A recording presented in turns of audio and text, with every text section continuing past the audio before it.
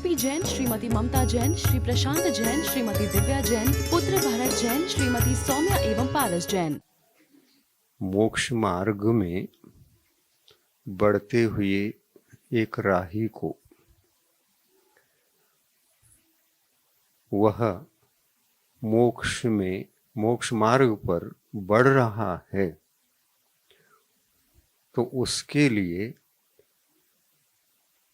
अपनी आत्मा की उपासना प्रमुख हो जाती है। आत्मोपासना का नाम और धर्म उपासना का नाम एक ही है, दोनों भिन्न भिन्न नहीं है। आत्मा की उपासना करना अलग विषय है और आत्मा की उपासना को गौण करके धर्म के बाहरी क्रियाकलापों को ले करके, उनको निमित्त बना करके कुछ बहिर्मुखी विषयों को, उनकी उपलब्धि को, उनकी प्राप्ति को चाहते हुए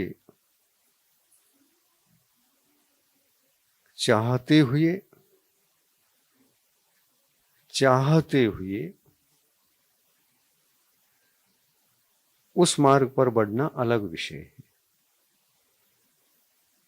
दो मार्ग हैं।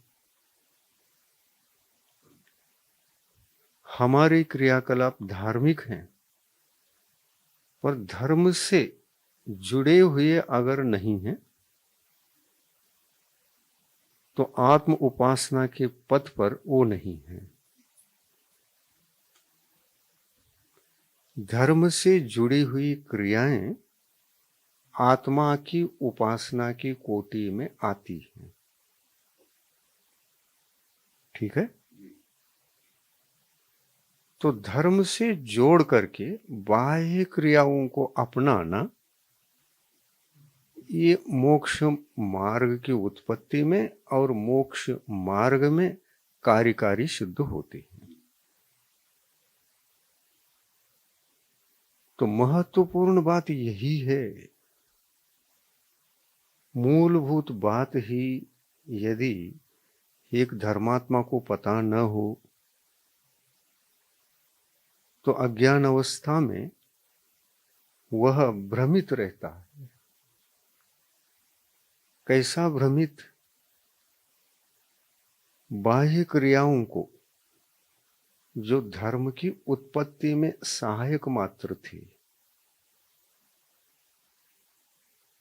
जब धर्म से जुड़ते तो धर्म की कोटि में समाहित होते, धर्म संज्ञा को प्राप्त करते। वो क्रियाएं धर्म की कोटि में होती भी हैं और नहीं भी होती। दोनों बातें है क्या? नहीं, दोनों बातें हैं।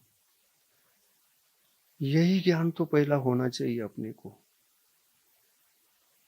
और ये नहीं हुआ तो दिशा भूल हो जाएगी। यहीं से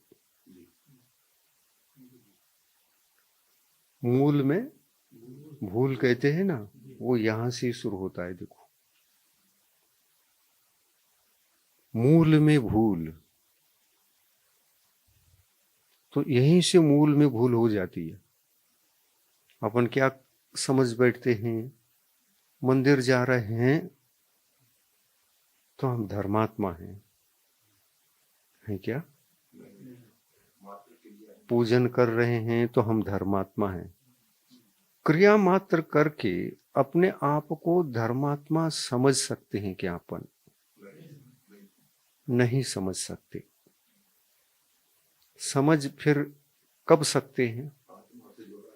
हाँ, मंदिर जाना, पूजन करना, दान देना, तीर्थ यात्रा करना, परोपकार करना, ये सभी क्रियाएं धर्म से जुड़ना चाहिए। धर्म से जुड़ना चाहिए। और धर्म क्या है? धर्म धर्म धर्म, धर्म ध्यान रखो, सम्यक दर्शन से, सम्यक ज्ञान से और सम्यक चारित्र से। ये आत्मा के 3 गुण हैं, ये आत्मा में ही उत्पन्न होते हैं। इनको क्रियाओं में उत्पन्न कराओगे क्या? इन तीनों को क्रियाओं में उत्पन्न नहीं करा सकते, क्रियाओं को इनसे जोड़ सकते हैं, क्योंकि उपलब्ध हो जाए हमको तीनों। बिल्कुल बिल्कुल ठीक है।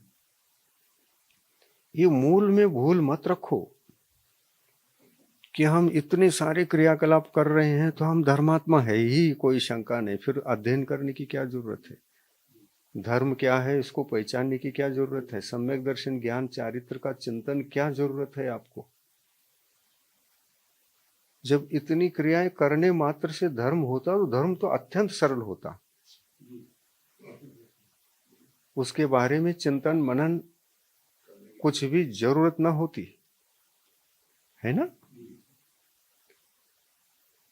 तो दोनों को पृथक करो जरा। ये क्रियाएं अलग है और धर्म अलग है। कुछ समय के लिए समझो इसको, ध्यान रखो। क्रियाएं अलग हैं, धर्म अलग है। धर्म प्राप्तव्य है, क्रियाएं उसके साधन हैं, धर्म के साधन हैं। इतना क्लियर कट ये विषय पहले से ही पता चल जाए तो मूल में भूल कभी नहीं हो सकती।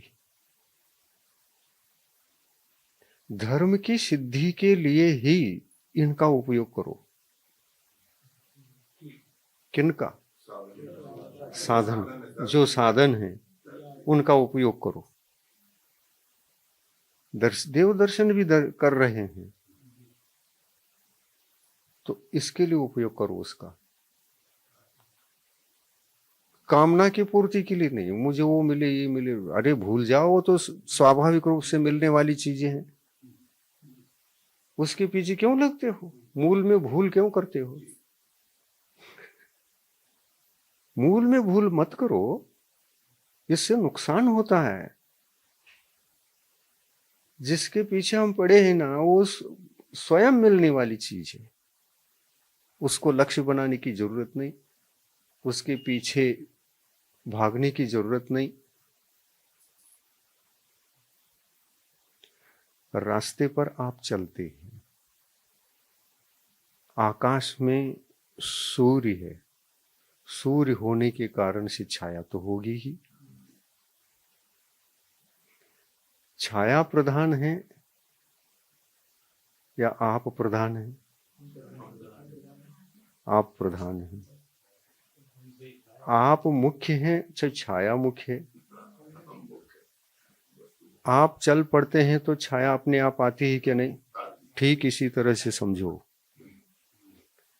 ये भौतिक सुख अपने आप मिलते हैं, अपने आप आते हैं। चिंता मत करो, तीर्थंकरों ने ये बार बार उपदेश दिया है।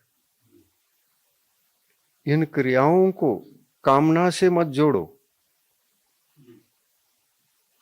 कामना किसकी? भौतिक सुखों की, भौतिक विषयों की, भौतिक सुविधाओं की कामना करने की जरूरत ही नहीं है। भावना में जीवो। भावना क्या है? भावना धर्म से जुड़ी हुई बात है। भावना धर्म से जुड़ी हुई होती है तो कामना विषयों से जुड़ी हुई होती है। आपको इतना ही समझना है कि हम किधर जुड़े हैं, किससे जुड़े हैं। आप किससे जुड़े हैं? भावना से जुड़े हैं। आप किससे जुड़े हैं? भावना से। भावना से जुड़े हैं तो धर्म से जुड़े हैं, और भावना से जुड़े हैं तो आपके पास रंच मात्र भी कामना नहीं हो सकती, क्योंकि कामना विषयों का रास्ता है और भावना धर्म का रास्ता है। तीर्थंकर आदि महान पुण्य प्रकृतियों का बंध षोडश कारण भावना से होता है या षोडश कारण कामना से होता है?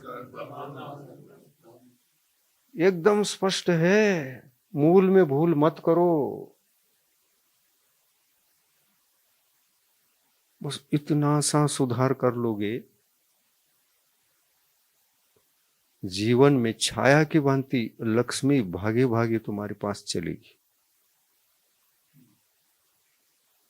लक्ष्मी भागती है धर्मात्मा के पीछे,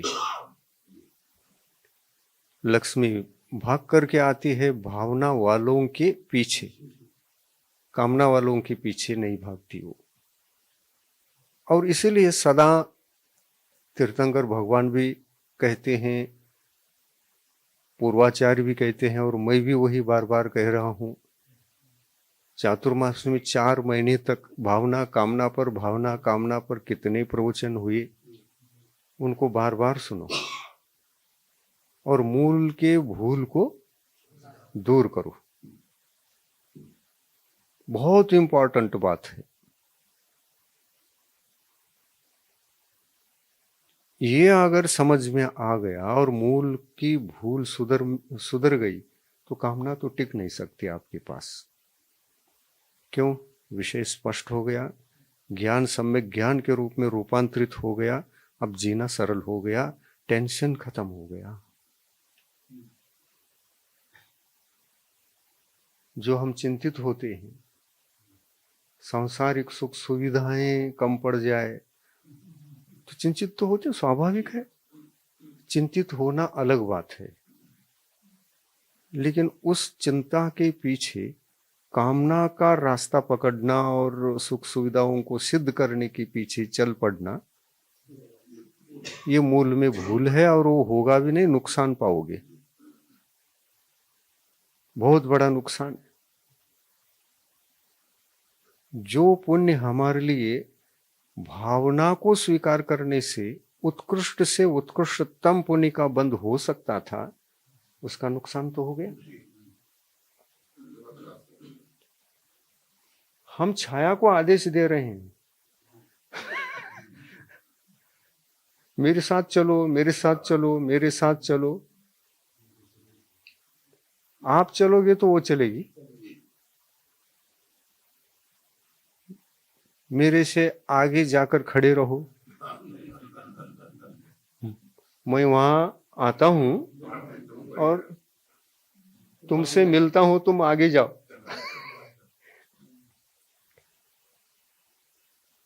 भावी काल में हमको ये सुख सुविधाएं, भौतिक सुख सुविधाएं मिले, इसी बात को लेकर के ये सारा संसार चिंतित है। ये सारा संसार, प्रत्येक प्राणी चिंतित रहता है और उसी दुख दर्द को दूर करने के लिए, चिंता को दूर करने के लिए आकुल व्याकुल होकर समझ में नहीं आता क्या करूं, और वह कामना के रास्ते पर ही चल पड़ता है। वो एक ही अनादिकालीन संस्कार है, वो अनादिकालीन संस्कार है, आज का संस्कार नहीं है। वो कोई चीज की आदत पड़ी है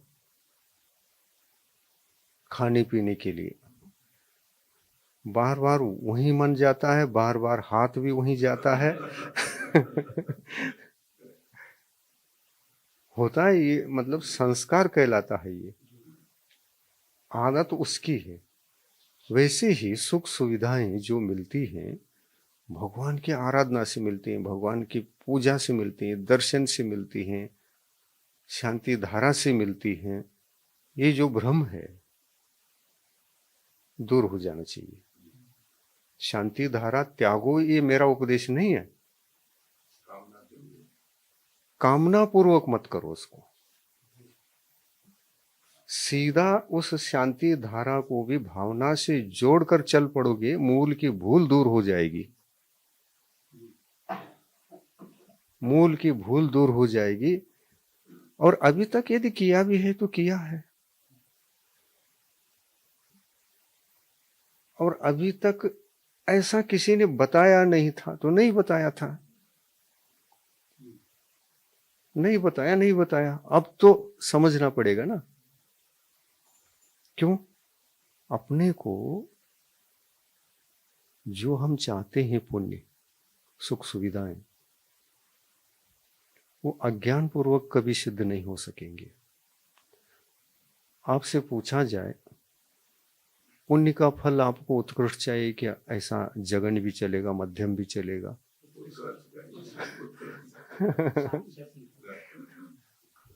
उत्कृष्ट चाहिए। तो उत्कृष्ट चाहिए है तो इन क्रियाकलापों से मन को कामना से हटाना पड़ेगा क्या? नहीं। तो कहाँ लगाना पड़ेगा? भावना से जोड़ना पड़ेगा। उसको हटाकर, मन को हटाकर, वचन उक्तियों को हटाकर, पूजन के अनुष्ठानों से काया को निवृत्त कर, निवृत्त का मतलब करना तो है, लेकिन कामना से जुड़ी काया को, काय प्रवृत्ति को, वचन प्रवृत्ति को और मन की प्रवृत्ति को, तीनों योग प्रवृत्ति को हटाकर भावना से जोड़ना है बस, और कुछ करना है। उधर का वायर निकालकर ये कर कनेक्ट पर करना, और कुछ नहीं करना है। इससे ज्यादा करने की चीज ही नहीं है। हाँ, और ये मत समझो कि महाराज क्या समझा रहे हैं, समझ में नहीं आता। समझ तो आ गया ना, इतना ही है कि वायर कनेक्शन उधर था, इधर लगाना है। सीधा सीधा बता रहा हूं, सरल शब्दों में और सरल तरीके से। हाँ, अच्छा लग रहा है? हाँ, अब अच्छा लग रहा है तो वायर चेंज करो। तो वायर चेंज नहीं करना, वायर कनेक्शन चेंज करो।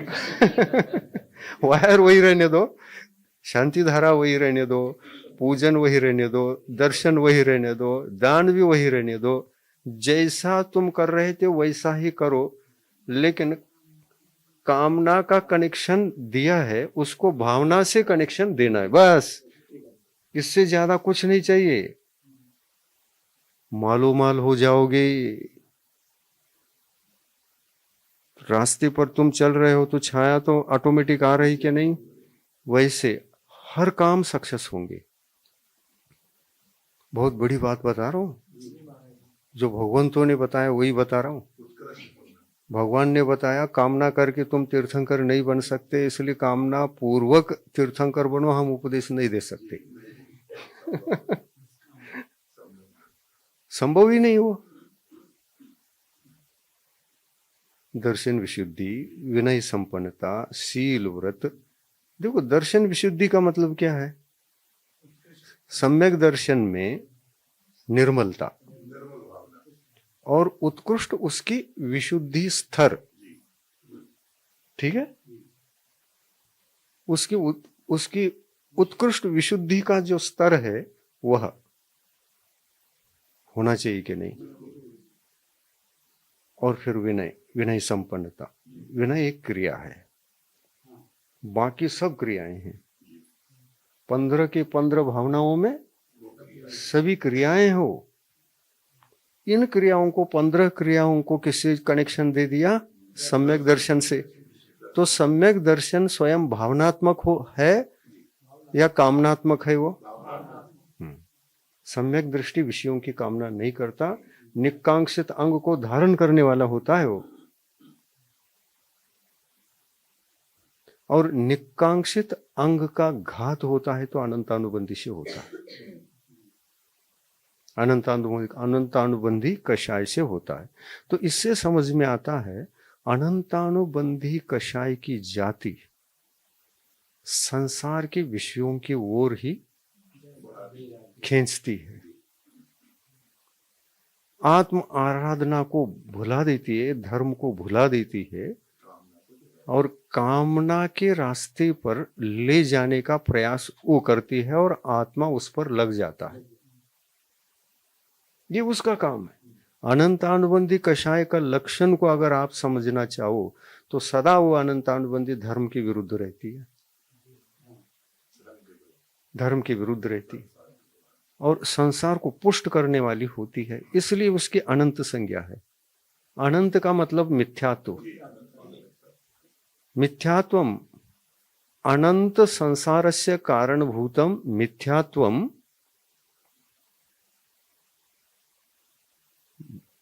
बध्नाति, बांधती है, वो अनंतानुबंधी है।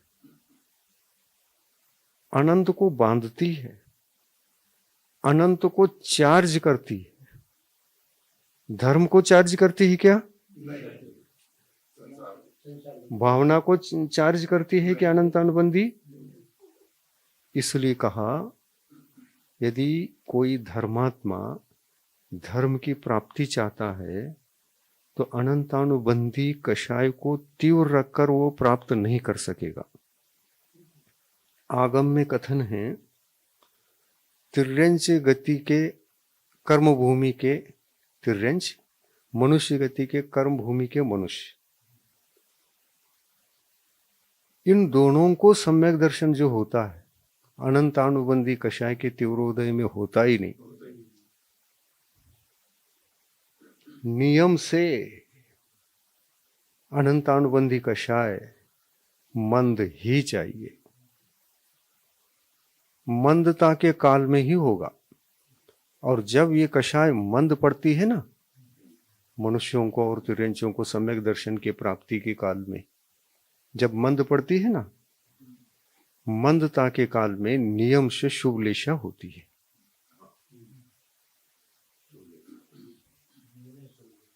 शुक्लेशा, पद्मलेशा, पीतलेशा के साथ ही तिर्यंच और मनुष्यों को सम्यक दर्शन होता है, कर्म भूमि की तिर्यंचों को। और भी कहा है, परंतु ये नियम नरक में घटित नहीं होगा। वहां हमेशा नित्या अशुभतर लेशा कहा है तत्वार सूत्र में, नित्या अशुभतर लेशा परिणाम वेदना देह विक्रिया। कषाय तीव्र ही रहती, वहां मंद भी होती है लेकिन ज्यादा से ज्यादा तीव्रता ही वहां संभव है। नरक है वो। स्वर्गों में मंद ज्यादा संभव है, तीव्र कम, उल्टा है बिल्कुल। इसलिए देवों को मंद कषाय होने से देवों में शुभ लेशा होती है, नारकी जीवों में नित्या अशुभतर लेशा, नित्य कहा यानी अधिकतम लेशा अशुभ ही होती है और शुभ लेशा है ही नहीं। 3 ही लेशा है वहां, 3 ही लेशा है। और फिर सोचो वहां सम्यक दृष्टि नारकी जीव है क्या? नहीं है। क्या उनकी शुभ लेशा होती है? नहीं। नरक मात्र में कहीं भी किसी भी नरक में जाओ, पहला नरक, दूसरा नरक, तीसरा, चौथा, पांचवा, छठा, सातवां, सब नरकों में अशुभ लेशा है। हाँ, उसकी तरतमता जरूर दर्शाई उन्होंने अशुभ में भी, परंतु लेशा अशुभ यानी अशुभ सभी नरकों में अशुभ लेशा है, उसमें तरतमता बात अलग है, फिर वो अलग बात है। नरक में रहने वाले नारकी जीवों को जो मिथ्या दृष्टि है, अशुभ लेशा के साथ उनको सम्यक दर्शन की भूमिका बनती है, प्राप्त करता है वो। तो मंद तो होती होगी प्राप्ति के काल में। कौन सी मंद हो रही है? अशुभ ही मंद हो रही है क्या? अशुभ लेशा ही मंद हो रही है। तो वहां अशुभ लेशा के साथ, मंद कषाय के साथ अशुभ लेशा होते हुए भी कषाय थोड़ा बहुत मंद हो जाए, समझदार बन जाए, तो वो नारकी जीव भी प्रथम गुण स्थान में रहते हुए अनंतानुबंधी का उदय रहते हुए भी अनंतानुबंधी कषाय पर विजय प्राप्त करता है। यहाँ कामना पर विजय प्राप्त हो रही है और भावना से वो जोड़ देता है। अब क्या मंदिर जाता है, पूजन करता है, अभिषेक करता है, शांति धारा बोलता है,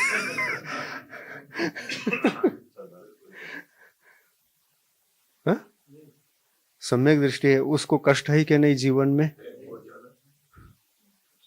तो उस कष्ट को निवारण करने का उपाय सोचता है, मंदिर जाऊं, वो करूं, ये करूं। वो मंदिर ही नहीं, मंदिर नहीं तो पूजन भी नहीं। जहां मंदिर नहीं जाते, पूजन नहीं करते, किसी दिगंबर मुनियों का दर्शन नहीं है, शास्त्र का उपदेश सुनने वाले नहीं है, सुना सकते हैं कोई देव आदि आकर के कभी एक आध बार वो भी सीमित निमित्त है। धर्मोपदेश भी बहुत सीमित है, वो भी पुण्यवान हो थोड़ा बहुत उसका कहीं पूर्व का पुण्य बचा हो तो कोई देव आकर के उसको संबोधता है। ऐसे देव भी ज्यादा से ज्यादा तीसरे नरक तक के नारकियों को ही सुनाते हैं, इसके नीचे के नरकों में वो भी संभावना नहीं है। तो फिर क्या उनको सम्यक दर्शन नहीं होता? फिर तीसरे नरक से नीचे के नारकियों को सम्यक दर्शन होता है कि नहीं? होता है, 7वें नरक तक होता है। तो फिर वहां पर कोई संबोधने वाले नहीं है, धर्म बताने वाले नहीं है, तो कैसे संभव वो प्राप्त करता है? हाँ? जाति स्मरण, वेदनानुभव और मंद कषाय तो होती, उत्पत्ति के काल में मंद कषाय। देखिए, जाति स्मरण हो गया तो जाति स्मरण, नहीं बोलो नहीं, जाति स्मरण हो गया तो वो जाति स्मरण सम्यक की उत्पत्ति में कारण बनता ही है, कोई निश्चित है? कई जीवों को होता है। क्या सम्यक दर्शन प्राप्त करना है उन्हीं के लिए जाति स्मरण होता है? नहीं है। जाति स्मरण कई नारकी जीवों को होता है, लेकिन सभी जाति स्मरण वाले नारकी जीवों को सम्यक की उत्पत्ति होती ही होती है, ऐसा एकांत नहीं है।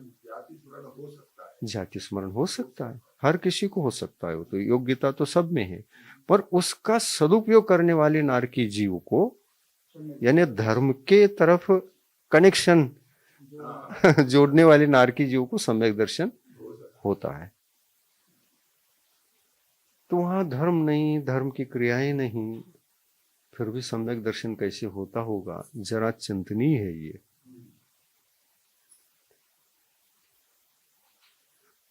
कुभोभूमि में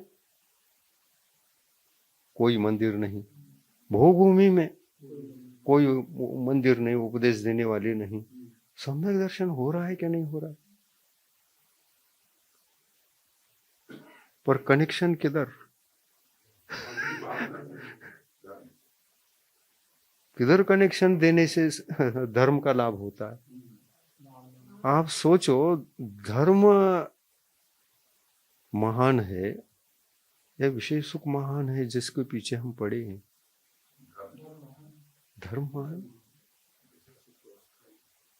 विषय सुखों की सिद्धि भी धर्म से उत्कृष्ट और कामना से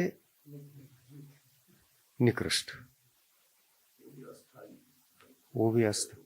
और विषय सुख अस्थायी है। हाँ, विषय सुख अस्थायी है, आपके चाहने मात्र से नहीं मिलते। आपका चाह जिंदगी भर भी चले, खाली रह सकते हो क्या? नहीं। क्या मांगते ही मिलते हैं? क्यों नहीं मिलते बताओ? हाँ, पीछे का कुछ बल चाहिए क्या? नहीं। दुकान में चले गए, दुकानदार से कहा वो माल दे दो, ये माल दे दो। हाँ, देने के लिए तो तैयार हूं, रखो ना यहाँ कुछ है क्या? नहीं पैसा पूछता है कि नहीं वो पैसा ही पहले पूछता है वो। दुकान में आ गए तो कुछ खरीदना चाहते होंगे, खरीदने से पहले पैसा तो रखना ही पड़ता है ना, तो पैसा है या नहीं पूछता है वो।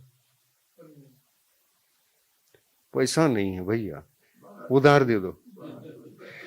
दुकानदार उधार भी दे दे, लेकिन कर्म कभी उधार नहीं देता किसी को।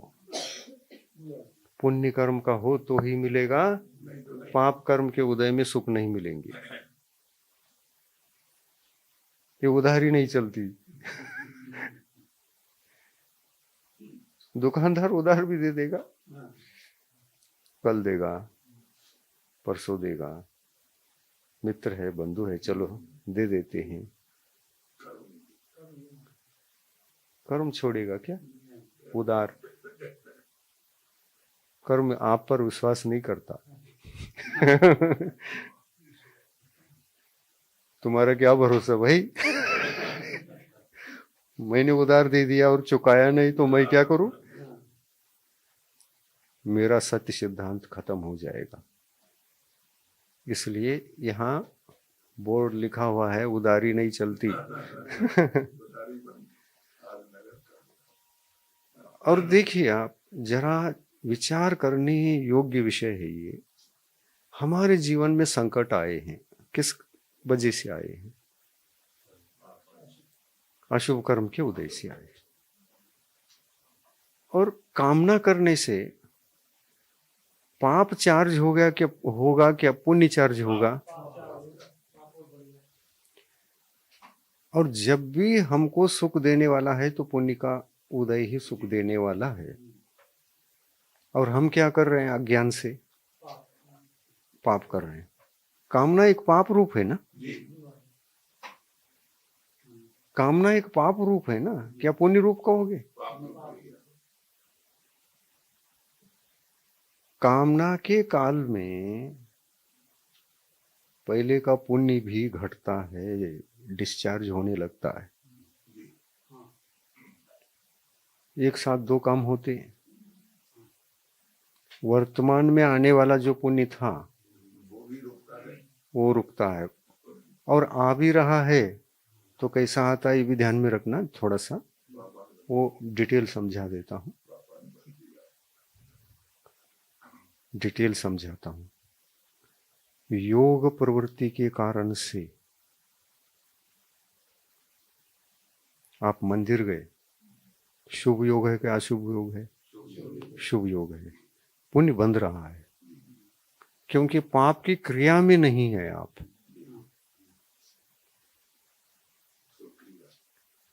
पाप की क्रिया में नहीं है, इसलिए आपका जो योग है, मनोयोग, वचन योग, का योग, इन तीनों की प्रवृत्ति मंदिर में लगी हुई है।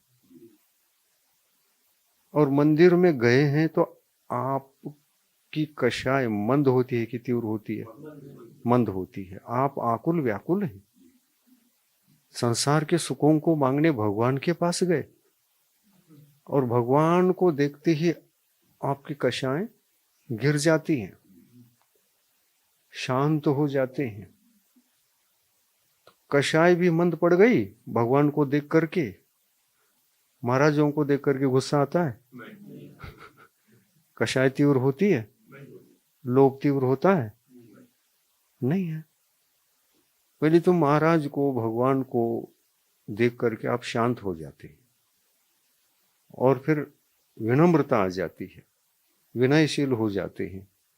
मेरी समस्याएं घर की बहुत सारे हैं और भगवान ही मेरे लिए कुछ कर सकते हैं। इस समय में ऐसा जब कहता है, उस समय कषाय तीव्र है क्या मंद है? मंद है। उस कषाय की मंदता से भी पुण्याश्रव होता है। और आप विषयों में नहीं है, मन वचन काय की प्रवृत्ति यहाँ मंदिर में है, मंदिर की क्रियाओं में है, तो योग संबंधित यह पुण्याश्रव भी होता है। वहां क्रियाएं शुभ में है और कषाय मंद है तो शुभ क्रिया हो गई। तो इससे क्या हो रहा है? पुण्याश्रव हो रहा है। लेकिन क्वालिटी वाला है क्या? नहीं है। मंद कषाय जरूर है, लेकिन कामना से जुड़े हुए हैं आप, कामना चल रही है। भगवान मेरे लिए कुछ दे पाएंगे। समस्याएं बहुत बड़ी हैं। लोग भी कहते हैं जाओ जाओ भगवान के पास, भगवान के पास जाओ, गुरु के पास जाओ, कोई मंत्र वगैरह देंगे कर। वो लोग भी यही समझाते हैं, क्या करें, उनको भी ज्ञान नहीं है। वो देते हैं देते हैं देते हैं, जाओ जाओ जाओ जाओ, तो वो भी कामना का रास्ता ही बता रहे हैं। लेकिन आप भगवान से पूछो, सच्चे शास्त्रों से पूछो, हमसे पूछो, मैं नहीं बताऊंगा। मैं बता ही नहीं सकता।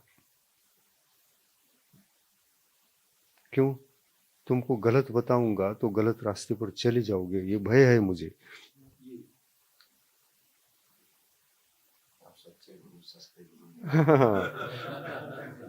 हम इतने सस्ते गुरु नहीं हैं।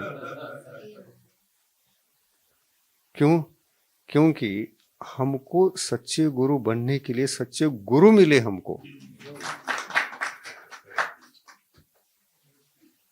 ऐसा आगम का ज्ञान देने वाले गुरु मिले, इसलिए हमको सच्चाई पता चल गई।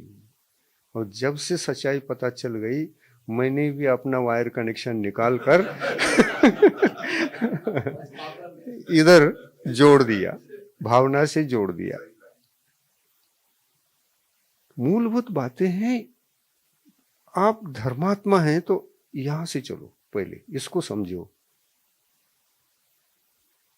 यही समझ में नहीं आया, आप दौड़ धूप कर रहे हैं, क्या होने वाला इससे? इसलिए पहले संसार विषय भी चाहिए है या धर्म भी चाहिए है। अच्छे से अच्छा चाहिए क्या? कैसा भी चलेगा, हमको दे दो चले। वो अज्ञानी सोचता है ऐसा, अज्ञानी सोचता है ऐसा, हमको कैसा भी चलेगा दे दो। हाँ, हम लोग, हमारे पास लोग आते हैं, महाराज आपके पास इतनी शक्ति है, कुछ भी दे दो हमको चलेगा। नहीं नहीं, हम कुछ मंत्र गंत्र नहीं देंगे, आपको हम ज्ञान देंगे। महाराज जी इसके लिए समय नहीं है।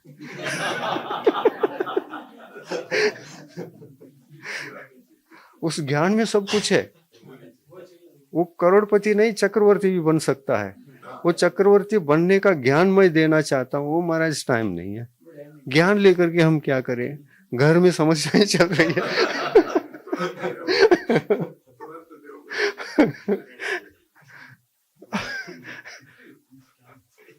हाँ, बस स्पॉट पर चाहिए हमें। तो स्पॉट पर चाहने वाला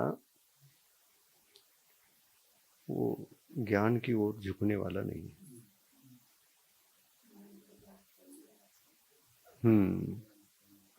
एक मंत्र जाप कर लो और मिल जाए बस। बहुत बड़ी भूल है, मूल में भूल है। इसको सुधारना पड़ेगा कि नहीं? कभी न कभी बिल्कुल सुधारना पड़ेगा। आज ही सुधर जाए तो अच्छा है। मैं कह रहा हूं सब कुछ करो आप, शांति मंत्र पढ़ो, शांति धारा करो, पूजन करो, कोई गलत चीज एक भी नहीं है उसमें। गलत चीज अगर कोई है तो कामना गलत है। कामना का वायर निकालो, आपका भावना में जोड़ दो और आराम से चलो। शांति धारा भी करो, सब कुछ करो। मेरी तरफ से भी परमिशन है, चलो, अनुमोदना है मेरा, मेरी अनुमोदना है मेरी तरफ से। हम यही बार बार बता रहे हैं। कुछ लोगों को क्या लग रहा है, महाराज शांति धारा का विरोधी है। मैं शांति धारा का विरोधी नहीं हूं, मैं भी शांति धारा कराता हूं, परंतु पहला ज्ञान देता हूं, फिर बाद में शांति धारा कराता हूं। कोई भी व्यक्ति मेरे से कोई भी एक व्रत भी लेता है तो मैं सीधा व्रत नहीं देता, तुम क्यों कर रहे हो। एक उपवास भी करता है तो मैं सीधा उपवास नहीं देता। दक्षिण भारत में लोग सुधर गए, कामना से बाहर आ गए और भावना से जुड़कर अब धर्म करने की कला सीख गए। दक्षिण भारत में इतने आकुल व्याकुल कभी नहीं होते। उनको पता चल गया है कि मेरा पुण्य हो तो ही मिलने वाला है, पुण्य नहीं हो तो कोई देता भी नहीं है और लेता भी नहीं है। मेरा हाथ बटोरना, मांगना व्यर्थ है, हाथ में कुछ भी नहीं आने वाला है। पाप का उदय है। मैं 1000 बार हाथ फेरूं तो हाथ में कुछ आएगा क्या? पाप का उदय है। मैं 1000 कोशिश करूं, 1000 जाप कर लो, 1000 उपवास भी कर लूं तो मिलेगा क्या? उपवास भी पुण्य का माध्यम बने तब मिलता है, और पुण्य भी तभी बंधता है। मांगते समय कम से कम मंद कषाई रहो। नहीं, कामना से जुड़े रहो, कोई बात नहीं। न क्वालिटी का तो मिलेगा ही नहीं, लेकिन ये भी मिलने के लिए मंद कषाय होना जरूरी है कि नहीं? तीव्र कषाय की तीव्रता में कभी पुण्याश्रव होता है? बताइए आप। निगोदी जीव भी मनुष्य गति का बंद करता है। पुण्य प्रकृति है मनुष्य गति, मनुष्य आयु, मनुष्य गत्यानुपूर्वी। मंद कषाय में ही मनुष्य गति का बंद करता है, ये सिद्धांत है। तीव्र कषाय में पाप कर्म का बंद करता है। तीव्र कषाय में उसको भी मनुष्य गति का बंद नहीं होता। और ये बात विशेष सुनने लायक है। वो मनुष्य गति का बंद करता है, कर्म भूमि का मनुष्य होता है और उसी भाव से मोक्ष भी जाता है। तो ये सोचो आप, और क्या क्या बांधा है उन्होंने, ये सोचो। मनुष्य गति को तो बांधा, मनुष्य आयु को भी बांधा, और क्या बांधा? वज्र ऋषभ नाराज साहब ने भी बांधा होगा ना। 6 सननों में से एक ही प्रकृति पुण्य प्रकृति है। उच्च गोत्र का बंद किया। उच्च गोत्र, मनुष्य गति, मनुष्य गत्यानुपूर्वी, मनुष्य आयु, वज्र ऋषभ नाराज सनन, निगोदी जीव भी बांध रहा है। अशुभ लेशा वाला है। अशुभ लेशा तीव्र कषाय से अशुभ लेशा अशुभ, मंद कषाय से नहीं, मंद अशुभ लेशा, मंद कषाय और मंद अशुभ लेशा। तो मंद कौन से 3 में से देख लो। कृष्ण, नील, कापोत। कापोत भी होता है। कापोत के काल में यहां आकर कापोत नहीं बनता।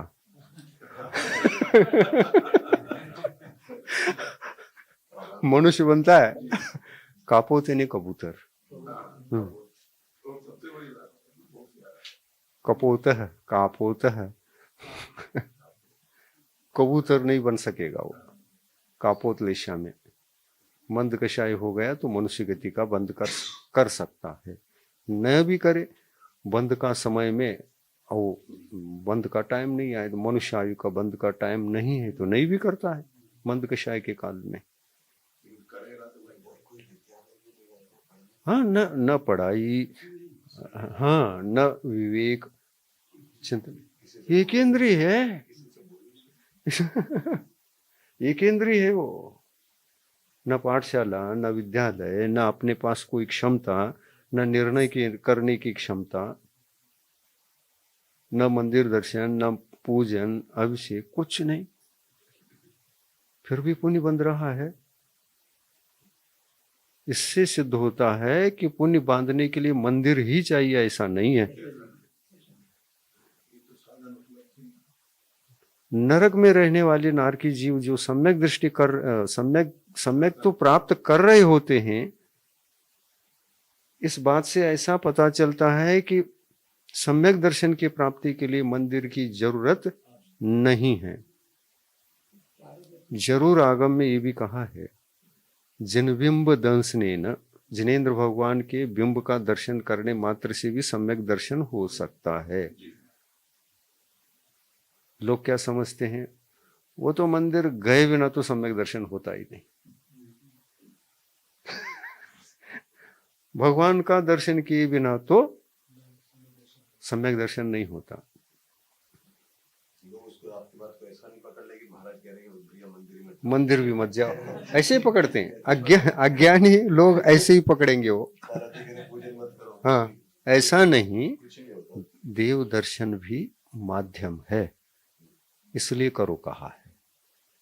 पर मान लो आप विदेश अमेरिका में है, हाँ, मान के चले उस देश में एक भी मंदिर आजकल बन रहे हैं, लेकिन एक भी मंदिर नहीं है, मान लो, कि आप सम्यक दृष्टि नहीं बन सकते? तो कैसे हो गया वो सम्यक दर्शन? नरक में मंदिर नहीं, वहां प्राप्त कर रहे हैं। देवगति में अकृत्रिम चैतालय, चिंता की बात नहीं हुआ। भोग भूमि में मंदिर एक भी है? कुभोग भूमि में है? म्लेच्छ खंडों में है? म्लेच्छ खंडों में सम्यक दर्शन तो किसी को नहीं होता। वो जिस गति से भी आया हो मिथ्यात्व के साथ आता है, और जन्म से मरण तक उस क्षेत्र में जन्मा है वहीं रहता है, सम्यक दर्शन हो ही नहीं सकता। जिनेंद्र भगवान ने बताया है 850 म्लेच्छ खंड है ढाई द्वीप में, एक भी म्लेच्छ खंड में एक भी जीव सम्यक दृष्टि नहीं है, न था, न है, न होगा। पॉपुलेशन हमसे कई गुना हो गया, बिल्कुल। 170 हैं हम, वो 850 क्षेत्र की अपेक्षा से। आर्य क्षेत्र कितने? 170 हैं आर्य खंड के। आर्य खंड कितने? 170। और वो म्लेच्छ खंड कितने? म्लेच्छ खंड 850 ढाई द्वीप में। इसकी चर्चा अन्य ग्रंथों में नहीं है, अन्य संप्रदाय में नहीं है। जैन संप्रदाय में जो ग्रंथ 3 लोक का वर्णन आता है उसमें ये सब लिखा हुआ है। ठीक है, 850 म्लेच्छ खंड, ये को भी आपने नहीं देखा। ये तो हमने भी नहीं देखा, लेकिन केवल ज्ञान में तो जो आता है वही भगवान का उपदेश होता है। केवल ज्ञानी ने कहा है तो असत्य नहीं हो सकता। ये सब कुछ है, ये कहाँ है ये कह करके संशयवादी बनने की जरूरत नहीं है।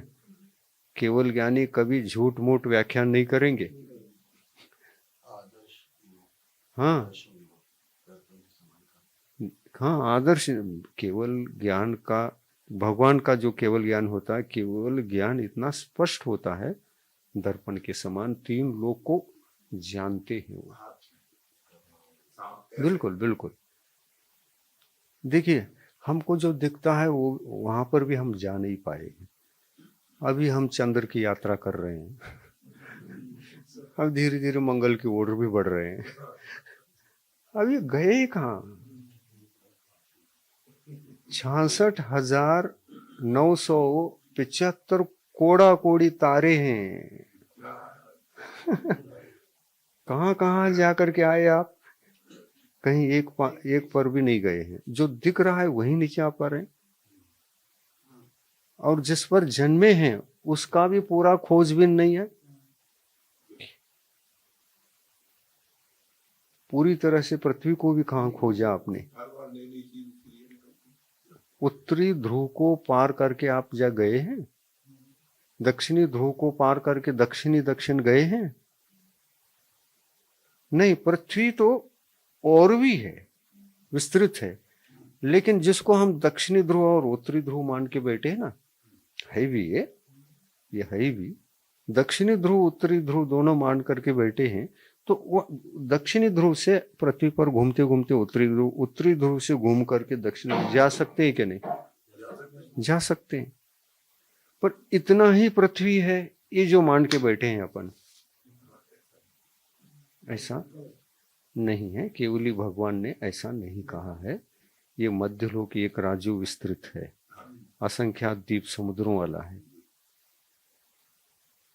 असंख्यात द्वीप समुद्रों वाला है। हाँ, ये अपन क्या है, कूप मंडूक जैसे।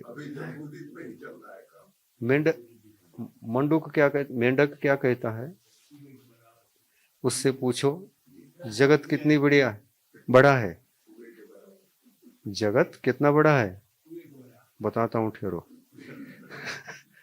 वो कहता है फटाफट रनिंग करता है, घूम करके आता है, उधर दीवाल है, इधर दीवाल है, इधर सब राउंड दीवाल है, और जगत बस इतना ही है, इससे ज्यादा नहीं है। हमारा ज्ञान इतना ही है, कितना भी विज्ञानी बनो आप, हमारा ज्ञान सीमित ही रहेगा। और यदि इस हम अपने ज्ञान को केवल ज्ञान के रूप में कन्वर्ट करके जब जगत को देखेंगे ना, तब अपने को ही कहोगे मैं तो कूप मंडूक की तरह था, एक बड़े विज्ञानी होकर के भी। क्यों? इतना विशद ज्ञान मुझे था नहीं, मैं तो एक खोजबीन करने वाला व्यक्ति था, और खोजबीन जितना किया उतना ही हमने कहा, तो ये विज्ञान कहलाता है। विज्ञान ससीम है, केवल ज्ञान के सामने विज्ञान कुछ भी नहीं है, राई के बराबर भी नहीं है। विज्ञान बहुत छोटा है। विज्ञान का जन्म अल्पज्ञों से होता है, विज्ञान का जन्म अल्पज्ञों से, परंतु संपूर्ण तीन लोक को हस्तामलकवत जानने वाले का जो ज्ञान होता है वो केवल ज्ञान होता है। केवल ज्ञानियों को ही परिपूर्ण विज्ञानी हम कह सकते हैं। जिनको केवल ज्ञान नहीं है वो परिपूर्ण विज्ञानी नहीं है, और जितने हैं वो भी अपरिपूर्ण हैं। अभी तो चंद्र पर जा रहे हैं, इसके बाद मंगल की यात्रा जारी है, इसके बाद और शेष कितना है? क्या विज्ञान को सब पता है? कह रहा है वहां पर भी ये होगा, वो होगा, वो होगा, सब अनुमान, लेकिन जाके अभी देख नहीं पाए क्या क्या है, कहाँ क्या है। तो विज्ञान की खोज, इसके कदम बहुत धीमे हैं, सीमित हैं, लेकिन थोड़ा सा प्रयत्न और प्रयास कर लो, एक झटके में तीन लोग प्रत्यक्ष हो जाएगा। हाँ, सिर्फ क्या करना है, वायर को बदलना है। पहला ये करो पहला वायर बदल दो, वायर को कनेक्शन बदल दो, वायर वहीं रहने दो, कनेक्शन बदल दो, इधर टच करो भावना से, सम्यक दृष्टि बन जाओगे, धर्म का उदय होगा जीवन में, रत्नत्रय धर्म का उदय करोगे तो पहले कहना ही क्या है। निगोद से आने वाला वह जीव मनुष्य गति में आया, वज्र वृषभ नारा सनन था, 8 साल अंतर मुहूर्त के बाद केवल ज्ञान प्राप्त करके वो मोक्ष भी जा सकता है। उदाहरण सामने है। इसलिए जैनागम का गहरा अध्ययन करना चाहिए। आगम का ज्ञान न हो तो आप कुछ नहीं कर पाओगे। क्रियाएं, हा हा हा हा हा, कुछ सुख मिल गया तो भगवान ने दे भरपूर दिया है, ऐसा कहोगे? भगवान देते हैं क्या? महाराज का आशीर्वाद मिला, मेरा सब कल्याण हो गया। अरे यार, हमने दे दिया क्या? कोई गुरु नहीं देते, भगवान नहीं देते, आप समझ बैठते हैं। ये क्या मूल में भूल नहीं है? आपको क्या जैनागम का गहरा ज्ञान है? हाँ ठीक है, भक्तिवश आप गुरु का नाम ले लो, भगवान का नाम ले लो, क्योंकि वो निमित्त तो बन गए हमारे लिए। वो निमित्त बनने से हमको पुण्य भी बंधा, और उसी पुण्य से मुझे सुख भी मिला। यह आपको भीतर की बात कहाँ मालूम है? अब जब भी नाम ले लो, ये गुरु की कृपा से ही हुई है, ये भगवान की कृपा से हुई, ये शांति धारा की कृपा से हुई है। यही समझ बैठे हो ना, इससे आगे नहीं बढ़ते आप। अब बढ़ना चाहिए कि नहीं? ये अधूरा ज्ञान अज्ञान की ओर ले जाता। मूल में भूल भी हो सकती है, पर मूल के भूल को दूर करना हो तो थोड़ा आगे बढ़ करके भी देखना चाहिए कि नहीं। इसमें कोई टाइम नहीं लगता, ये कोई टेंशन का काम भी नहीं है कि भगवान का उपदेश क्या है, सच्चा ज्ञान क्या है, सच्चा ये जगत क्या है, कैसे सुख मिलते हैं, कैसे दुख मिलते हैं, थोड़ा बहुत खोजबीन के लिए निकलो ना, पता चलता है। इसमें पुण्य पाप कर्म तो बीच में आएगा ही, थोड़ा सा उसकी चर्चा करो। पुण्य क्या है, पाप क्या है। तो पुण्य भैया आपको सुख सुविधाओं को देता है, पाप कर्म का उदय हो तो प्रतिकूलताएं जीवन में बनी रहती है, इतना तो पता चलता है। तो फिर प्रश्न उठता है, पुण्य ही सुख देता है तो फिर गुरु महाराज की वजह से क्या हमारा हित होता है? वो भी सुख सुविधाओं को देते हैं क्या? हाँ, टाइम हो रहा है, 5 मिनट है। हाँ, टाइम हो रहा है, 5 मिनट है। हाँ, सुन रहे? हाँ, 7 मिनट, ठीक है। 7 मिनट के अंदर अपना जो भूमिका है, शल्य की ओर चर्चा जानी थी, उसकी भूमिका आज बन गई। इतना परफेक्ट हो गया कि भूमिका कि आप शल्य के प्रकरण को कल के दिन स्पष्ट रूप से समझ पाओगे। ठीक है, तो आज हम ये बता रहे हैं, ज्ञान को भी बढ़ाओ। ज्ञान मिल गया, अब जैसे आप चर्चा भी करो, इन बातों की चर्चा भी करना चाहिए, लेकिन चर्चा करने के लिए जो मिलते हैं उन्हीं को ज्ञान नहीं रहता, और किससे चर्चा करोगे? हम चर्चा करो कहते हैं, पढ़ो कहते हैं, और पढ़ने से कुछ समझ भी नहीं आता। चर्चा करने वाले वो ज्ञानी ही नहीं रहते, तो हम किधर जाएं? तो गुरु के पास जाओ जो इसको समझा सकते हैं। क्वेश्चन करो, क्वेश्चन किए बिना तो सत्य पता नहीं चलेगा। प्रश्न करना ही चाहिए। तो ये जिम्मेदारी आपकी होती है ना? हम प्रेरणा दे सकते हैं, हम मार्गदर्शक हैं, हम मील के पत्थर हैं, जाना किसका काम? मील के पत्थर रास्ते पर गड़े रहते हैं, वो आपको भेजते हैं क्या? नहीं है, वो तो केवल कहते हैं यहां से विदिशा इतना किलोमीटर है, तो सच बता रहा है, और उसके ऊपर विश्वास करके आप चल पड़ते हैं कि अब इतना ही बचा है विदिशा, है ना? तो ऐसा गुरु मील के पत्थर हैं, भगवान मील के पत्थर हैं, समझा सकते हैं। चलना तो विश्वास पूर्वक चलना आपका काम है। हाँ हाँ हाँ, फिर वो इसके भीतर नहीं होगा, स्पेशली करना पड़ेगा उसको। मतलब हम उपसंहार कर रहे हैं 7 मिनट के अंदर, अभी उसमें से भी 3 मिनट निकल गए, बचे बचे 4 मिनट, 4 मिनट बच गए क्या? देखो हमारी भी दिमाग घड़ी की तरह चल रहा है, कितना बचा होगा अनुमान ठीक निकलता है। ठीक है, तो ये उपसंहार है आज का। आप ज्ञान बढ़ाइए, इस प्रवचन को बार बार सुनिए, सबको सुनाइए, सबका ज्ञान सम्यक ज्ञान हो, सबको भगवान की वाणी का लाभ हो, सबको शास्त्रोपदेश का लाभ हो। मैंने जो ये शल्य के आधार से, जैनागम के खोजबीन से जो आपके सामने विषय रखा है, ये विषय बिल्कुल परफेक्ट है। परफेक्ट है या नहीं, टैली करो और ज्ञान बढ़ाते जाओ, और अपनी धारणाओं को बदलना भी है, सही दिशा में लगाना है। तभी कामना के वायर को वहां का कनेक्शन निकाल कर इधर भावना से जोड़ पाओगे। तो जब जोड़ोगे तभी धर्म से जुड़ोगे, भावना से जोड़ोगे तो धर्म से जुड़ोगे, और धर्म से जुड़ोगे तो फिर चिंता की बात नहीं।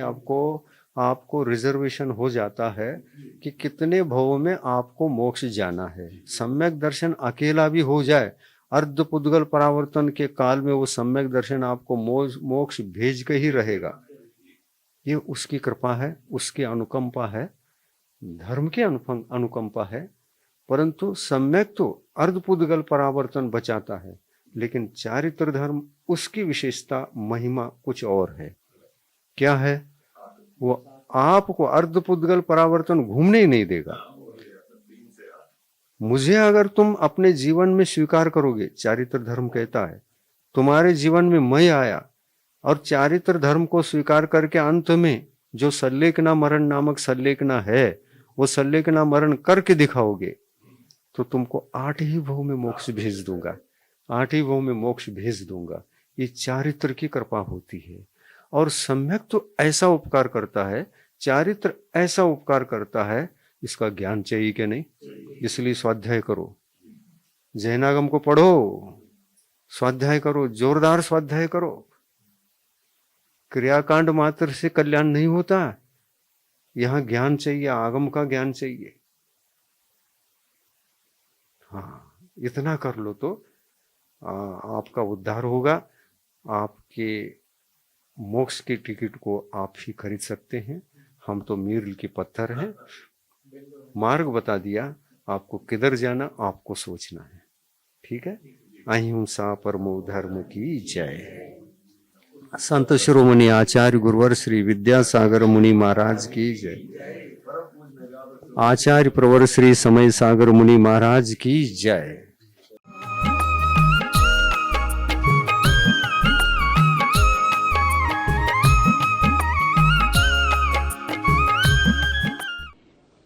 ओम नमस्तेभ्यः, ओम नमस्तेभ्यः।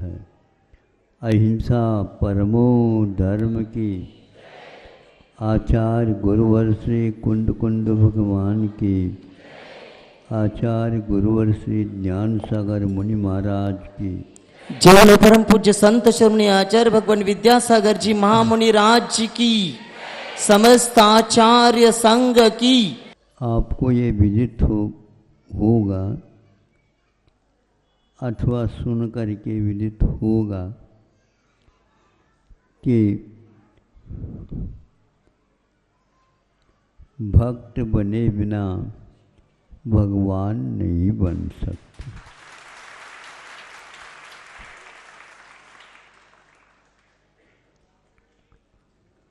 अब भक्त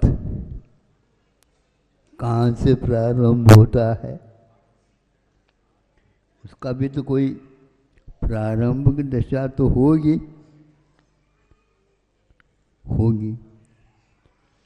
अब उसके अंतिम छूर कहाँ चला जाता, जहाँ तक उसे भक्त बनना है। इसके बारे में भी कभी सोचा आपने? भगवान कहने से अरहंत परमेष्टि की ओर दृष्टि प्राय करके होती है, क्योंकि जो देखने में आ जाते। तो अरहंत परमेष्टि भगवान तो है, लेकिन वे भी भक्त है। कैसे महाराज? वे भक्त हैं, भजन कर रहे हैं इसलिए भक्त हैं, भक्ति कर रहे हैं इसलिए भक्त हैं। उनकी भी भक्ति होती है। तो वेद में तो हम भगवान कह करके उनको नमोस्तु करते हैं, किंतु कभी उनको तो हमने नहीं पाया कि वे भक्ति कर रहे हो। ये तो बात है। हमारी भक्ति में और उनकी भक्ति में तुलना करिए। इसमें क्या तुलना है? हम बार बार उनके सामने अर्घ चढ़ा रहे हैं 1008। हाँ, वो तो वो एक भी अर्घ नहीं चढ़ाते। हाँ, उनके अर्घ अनर्घ प्राप्त करने के लिए अभी कम पड़ रहे हैं। आप उसमें कुछ जा कर के डाल दो ताकि उनकी भक्ति पूर्ण हो जाए।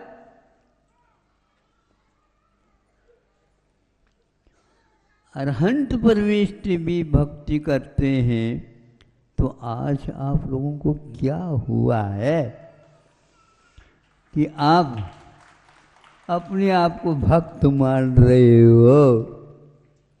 ये सब अविवेक पूर्ण स्वाध्याय का फल है। महाराज हमने ये तो सुना नहीं, कुंड कुंड भगवान ने स्पष्ट लिखा है, और उनको साधक कहा है, साध्य नहीं कहा है। साधक कैसे बोलते हो आप? इसलिए वे ध्यान कर रहे हैं। और ध्यान किसका किया जाता बताओ? जिन्होंने ध्यान लगाया और सिद्ध हो चुके, उसके वो ध्यान कर रहे हैं।